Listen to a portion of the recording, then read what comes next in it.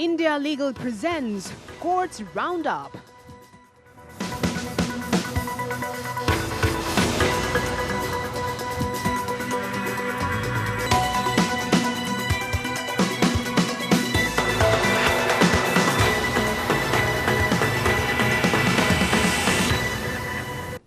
Supreme court ने उत्तर प्रदेश सरकार से कांवड़ यात्रा को अनुमति देने के अपने फैसले पर पुनर्विचार करने को कहा। सुप्रीम कोर्ट ने उत्तर प्रदेश सरकार से सोमवार को अपने फैसले से कोर्ट को अवगत कराने के लिए कहा और साथ ही कोर्ट आदेश जारी कर देगा। उधर केंद्र ने सुप्रीम कोर्ट में हलफनामा दायर कर कहा कि राज्य सरकारों को कोरोना के मद्देनजर हरिद्वार से गंगाजल लाने के लिए कांवड़ियों की आवाजाही की अनुमति नहीं देनी चाहिए। हलफनामे में इस बात का भी जिक्र है कि धार्मिक भावनाओं को ध्यान में रखते हुए राज्य सरकारों को टैंकर के माध्यम से गंगाजल उपलब्ध कराने के लिए सिस्टम तैयार करना चाहिए।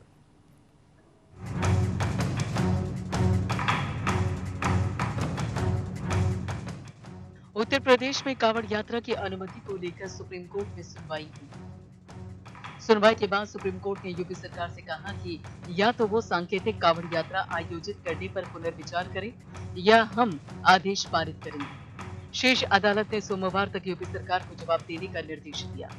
जस्टिस रामचंद्र एफ नरीमन की पीठ ने कहा है कि महामारी देश के सभी नागरिकों को प्रभावित करती है। शारीरिक यात्रा की अनुमति नहीं दी जा सकती। प्रथम दृष्टया हमारा विचार है कि वह प्रत्येक नागरिक से संबंधित मामला है और धार्मिक सहित अन्य सभी भावनाएं नागरिकों के जीवन के अधिकार के अधीन है। सुप्रीम कोर्ट ने यूपी सरकार को सोमवार तक अपना विचार रखने का समय दिया है। वहीं सुनवाई के दौरान यूपी सरकार ने कहा कि वो सांकेतिक रूप से कांवड़ यात्रा की अनुमति देने की योजना बनाई है और सीमित संख्या में भी। यूपी सरकार ने यह भी कहा है कि वो कंटेनर के जरिए श्रद्धालुओं को गंगाजल मुहैया कराने का निर्णय लिया। हालांकि सुप्रीम कोर्ट इससे सहमत नहीं दिखा।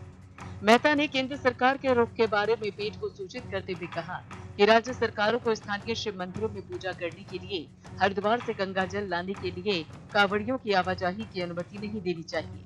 न्यायमूर्ति नरीमन ने इस पर संज्ञान लेते हुए कहा कि यूपी राज्य केंद्र सरकार के रुख के खिलाफ नहीं जा सकता है।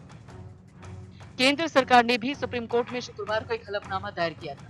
इस हलफनामा में सरकार ने शीर्ष कोर्ट से कहा कि कोरोना महामारी के मद्देनजर राज्य सरकारों को हरिद्वार से गंगाजल लाने के लिए कांवड़ियों की आवाजाही की अनुमति नहीं देनी चाहिए। हालांकि धार्मिक भावनाओं को ध्यान में रखते हुए राज्य सरकारों को निर्दिष्ट स्थानों पर टैंकर्स के माध्यम से गंगाजल उपलब्ध कराने के लिए प्रणाली विकसित करनी चाहिए। गौरतलब है कि इससे पहले कोरोना संकट को देखते हुए इस बार उत्तराखंड सरकार ने कांवड़ यात्रा पर रोक लगा दी। हालांकि उत्तर प्रदेश सरकार ने इस पर रोक नहीं लगाई और इसके बाद सुप्रीम कोर्ट द्वारा इस मामले में खुद संज्ञान लिया। कांवड़ यात्रा 25 जुलाई से 6 अगस्त तक आयोजित करने का प्रस्ताव है। पिछली बार साल 2019 में यात्रा का आयोजन किया गया था। लगभग 3.5 करोड़ भक्त कांवड़िया हरिद्वार गए, जबकि 2 से 3 करोड़ से अधिक लोगों ने पश्चिमी यूपी के तीर्थ स्थलों का रुख किया था। Bureau report. कोविड महामारी के मद्देनजर जेलों में भीड़ कम करने के मामले में कैदियों की रिहाई पर सुप्रीम कोर्ट में सुनवाई हुई। सुनवाई के दौरान राज्यों और केंद्र शासित प्रदेशों के लिए एक समान दिशा निर्देश की जरूरत को देखते हुए सुप्रीम कोर्ट ने रिहाई के लिए अपनाए गए मानदंडों पर रिपोर्ट मांगी है। और वहीं पर न्यायविद दुष्यंत दवे ने कहा कि महामारी के आसन्न तीसरी लहर को देखते हुए कैदियों को भी फिर से रिहा किया जाना चाहिए।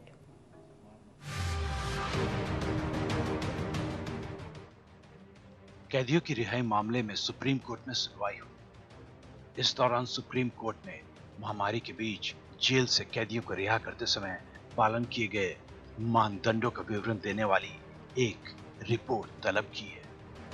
प्रधान न्यायाधीश एन वी रमन्ना और जस्टिस एल नागेश्वर राव और जस्टिस ए एस बोपन्ना की एक बेंच ने यह भी कहा कि कैदियों की रिहाई को नियंत्रित करने के लिए सभी राज्यों के लिए एक समान दिशा निर्देश बनाए जाने चाहिए।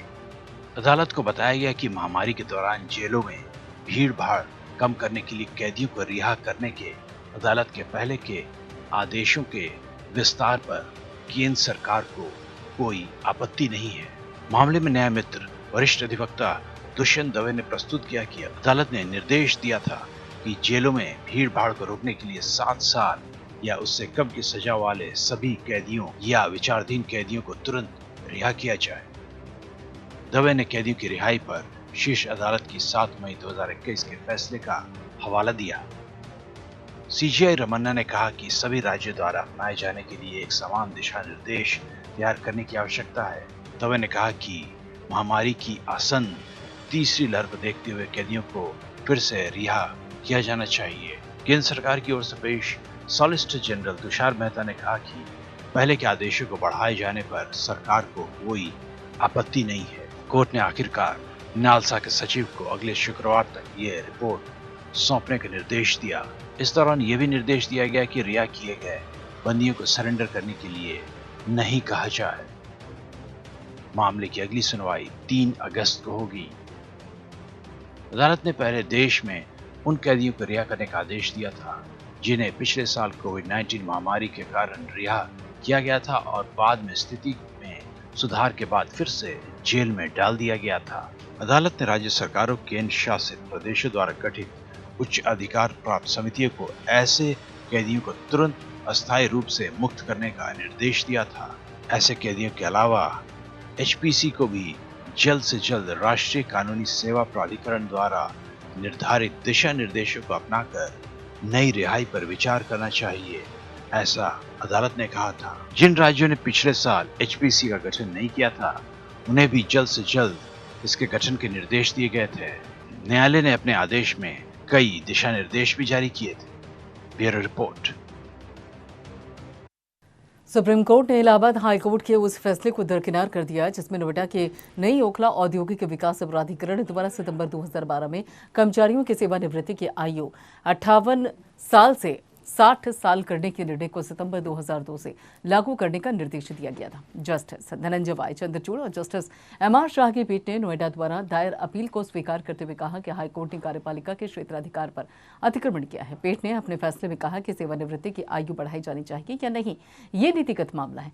अगर सेवानिवृत्ति की आयु बढ़ाने का निर्णय लिया गया है तो ये बढ़ोतरी किस तारीख से होनी चाहिए, ये नीतिगत होता है और ऐसे में हाईकोर्ट को इस मसले में दखल नहीं देना चाहिए था। हाईकोर्ट ने नोएडा के कुछ कर्मचारियों द्वारा दायर रिट याचिका पर अपना फैसला सुना दिया था और रिट याचिका दायर करने वाले कर्मचारी इस बात से खफा भी थे कि सेवानिवृत्ति की आयु बढ़ाने के निर्णय को अधिसूचना वाली तारीख से लागू किया गया था। हाईकोर्ट का मानना है कि इस निर्णय का लाभ उन कर्मचारियों को भी मिलना चाहिए जो कि सितंबर 2012 से पहले सेवानिवृत्त हुए थे। दरअसल उत्तर प्रदेश सरकार ने साल 2001 में अपने कर्मचारियों की सेवानिवृत्ति की आयु 58 साल से बढ़ाकर 60 साल कर दी थी और पब्लिक सेक्टर कॉर्पोरेशन को अपनी वित्तीय स्थिति को देखते हुए इस तरह के निर्णय लेने की आजादी दी गई थी।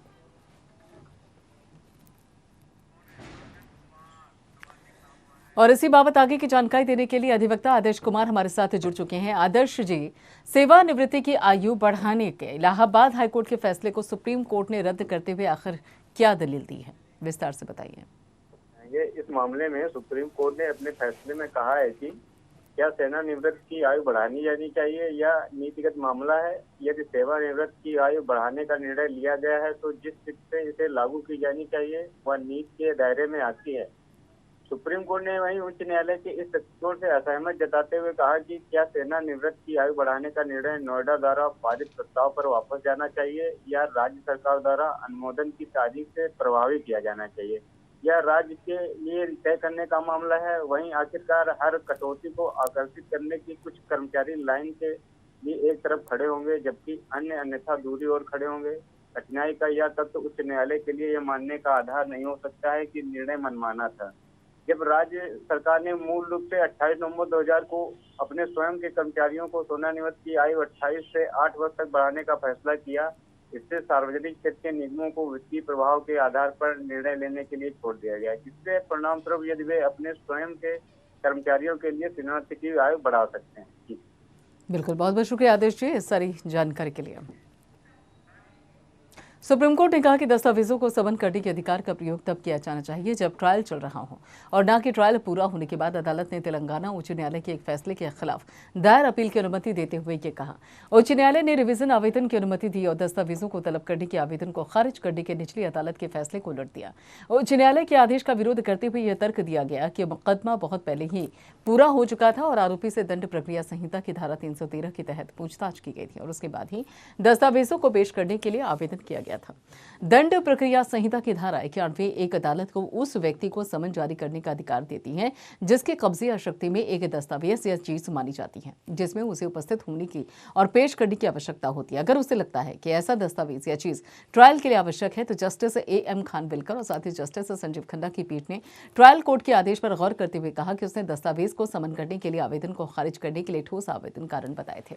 इस तरह की राहत के लिए किसी भी औचित्य के बिना इस तरह के विलंबित चरण में स्थानांतरित किया गया था। अदालत ने कहा कि दस्तावेज को समन करने का अधिकार वास्तव में उपलब्ध है, लेकिन इसका प्रयोग तब किया जाना चाहिए जब मुकदमा चल रहा हो, न कि जब मुकदमा पूरा हो गया हो, जिसमें दंड प्रक्रिया संहिता की धारा 313 के तहत आरोपी के बयान दर्ज किए जाते हैं और इस तरह के विलंबित आवेदन से मुकदमे की प्रभावशीलता को कम नहीं किया जा सकता। बेंच ने इस प्रकार के हाईकोर्ट के फैसले को पलट के ट्रायल कोर्ट के आदेश को बहाल कर दिया।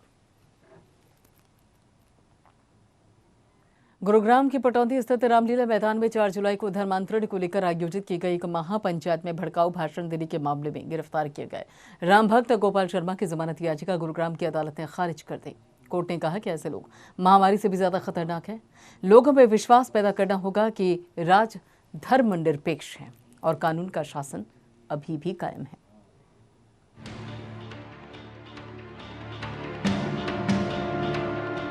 हरियाणा के पटौदी में हुई महापंचायत में भड़काऊ भाषण देने वाले गोपाल शर्मा उर्फ रामभक्त गोपाल को जमानत देने से अदालत ने इनकार कर दिया। ये वही शख्स है जिसने शाहीन बाग में सीए विरोधी प्रदर्शन कर रहे लोगों पर हवा में गोली चलाई। न्यायिक मजिस्ट्रेट मोहम्मद सकीब ने कड़े शब्दों में कहा कि जो लोग इस तरह के सांप्रदायिक रूप से आरोपित भाषण देते हैं और असमंजस्य पैदा करते हैं वो देश के लिए कोविड-19 महामारी से अधिक हानिकारक है। कोर्ट ने कहा है आम आदमी का विश्वास बहाल करना होगा कि राज्य धर्मनिरपेक्ष चरित्र का और ऐसे व्यक्तियों को समर्थन मिलेगा। धर्म जाति आदि के नाम पर नफरत और दुश्मनी को बढ़ावा देता है। अभद्र भाषा के माध्यम से धर्म आदि के आधार पर घृणा फैलाने वाले ऐसे असामाजिक तत्वों को कड़ा संदेश देने का समय आ गया है कि कानून का शासन अभी भी कायम है। कोर्ट ने कहा कि इस तरह की घटनाएं आजकल बहुत आम हो गई है और आम आदमी को धर्म जाति आदि के नाम पर हिंसा का लगातार खतरा है।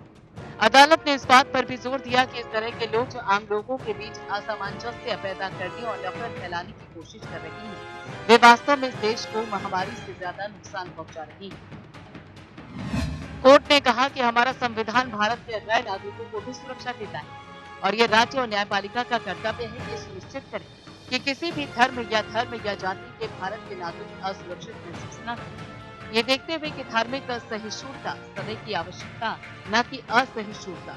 न्यायालय ने कहा कि समाज के हर वर्ग को एक साथ रहना जरूरी है, खासकर जब विभिन्न संस्कृतियों और विभिन्न धार्मिक विश्वास वाले लोग एक समुदाय या राष्ट्र में रहते हैं। गोपाल को एक कार्यक्रम में भाग लेने के बाद गिरफ्तार किया गया और कथित तौर पर एक विशेष धार्मिक समुदाय को निशाना बनाकर अभद्र भाषा का इस्तेमाल किया गया।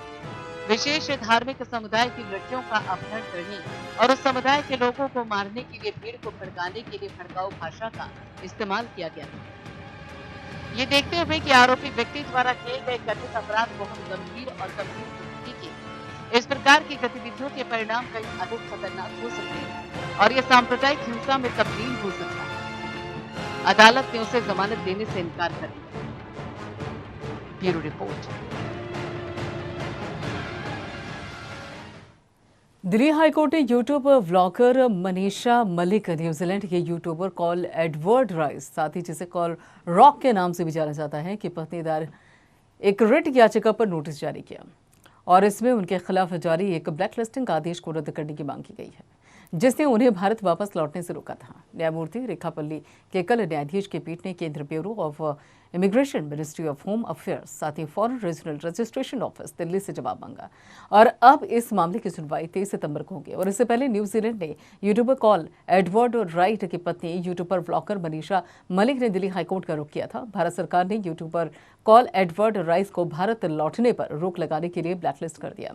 मनीषा मलिक ने ब्लैकलिस्टिंग के आदेश को रद्द करने की मांग करते हुए कोर्ट का दरवाजा खटखटाया। एडवोकेट फुजैल अहमद अयूबी के माध्यम से दायर याचिका कर्ता के पति कॉल एडवर्ड राइस की मनमानी की अनुचित ब्लैकलिस्टिंग को चुनौती देती है, जो कि न्यूजीलैंड से भारत नहीं लौट पाए हैं। यह प्रस्तुत करते हुए कि प्रतिवादियों द्वारा कॉल एडवर्ड राइस को वीजा से वंचित करना अनुचित है, मनमाना है। इसके अलावा याचिकाकर्ता से शादी के बाद राइस को X-2 वीजा दिया गया था, जो कि एक भारतीय नागरिक के जीवन साथी बच्चों के लिए याचिका में तर्क दिया गया है कि ब्लैकलिस्टिंग के आधार पर गैर संचार याचिकाकर्ता के साथ साथ राइस के विभिन्न आवेदन के जवाब में प्रतिवादियों द्वारा निरंतर चुप्पी बनाए रखी गई है, जिसके परिणाम स्वरूप एक विवाहित प्रति का अलगाव और किसी या अवसर या नोटिस की कमी याचिकाकर्ता का या पति के वीजा शर्तों को किसी भी उल्लंघन का संकेत देने के लिए दिया गया और शक्ति का एक मनमाना दुरुपयोग है।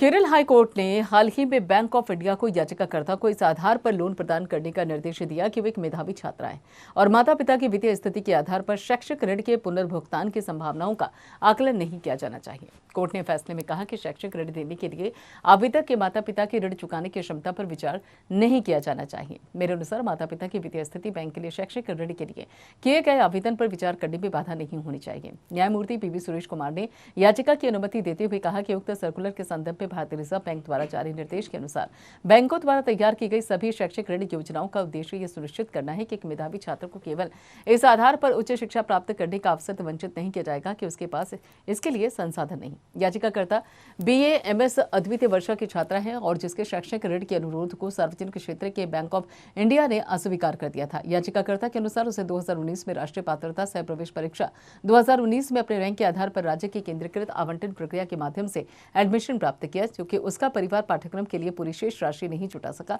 और उनके पास संपूर्ण शेष फीस के लिए शैक्षिक ऋण प्राप्त करने के लिए कोई संपार्श्विक सुरक्षा नहीं है। पीठ ने तर्कों पर विचार करते हुए कहा कि यदि बैंक द्वारा उठाए गए तर्कों को स्वीकार कर लिया जाता है तो योजना के उद्देश्य को विफल कर देगा। पीठ ने आगे कहा कि बैंक का ये मत यही है कि याचिकाकर्ता का परिवार पाठ्यक्रम के लिए याचिकाकर्ता द्वारा फीस का भुगतान करने की स्थिति में नहीं है और इसलिए याचिकाकर्ता ऋण का हकदार नहीं। मेरे विचार में यह कानून में टिकाऊ नहीं। दिल्ली की एक अदालत ने हत्या के आरोप में 19 साल के आरोपी को यह कहते हुए जमानत दे दी कि आरोपी कानून की नजर में वयस्क हो सकता है, हालांकि मानसिक रूप से उसकी उम्र कानूनी रूप से उसकी उम्र के अनुरूप नहीं हो सकती। द्वारका जिला न्यायालय के अतिरिक्त सत्र न्यायाधीश विशाल कोगने ने कहा कि 19 साल की आयु का आवेदन कानून की नजर में बच्चा नहीं है, लेकिन अभी तक केवल एक नववयस्क है और ये अदालत प्रस्ताव देगी कि यदि एक नाबालिग 16 से 18 साल की आयु के बीच में बच्चे को एक नाबालिग बच्चे के रूप में माना जा सकता है, तो जघन्य अपराधों में मुकदमे के उद्देश्य से वयस्क बच्चा जिसने वयस्कता की कानूनी उम्र को पार कर लिया है, यानी कि 18 साल के एक नववयस्क बन चुका हो, कानून के साथ ही संघर्ष में निश्चित रूप से एक नाबालिग के समान उसकी स्वतंत्रता की सुरक्षा का वहन किया जा सकता है। इस मामले में आवेदक ने कुछ अन्य सहयोगियों के एक साथी कथित तौर पर 2 अन्य युवकों पर हमला किया था, जिनमें से एक की अनंत मृत्यु हो गई थी और आवेदक के वकील ने FIR में आवेदक की कम उम्र और उसके नाम की अनुपस्थिति को उजागर करते हुए अदालत के समक्ष जमानत के लिए प्रार्थना की और यह भी प्रस्तुत किया गया कि आवेदक ने मृतक पर घातक प्रहार करने में कोई प्रत्यक्ष भूमिका नहीं निभाई थी। आवेदक के वकील ने अदालत को यह भी बताया था कि आवेदक को जेल में पुराने कैदी और कठोर अपराधियों की सुरक्षा में प्रदान की जानी चाहिए और यह प्रस्तुत किया गया था कि जेल में आवेदक किसी भी सुधारात्मक दृष्टिकोण को अपनाने में सक्षम नहीं होगा।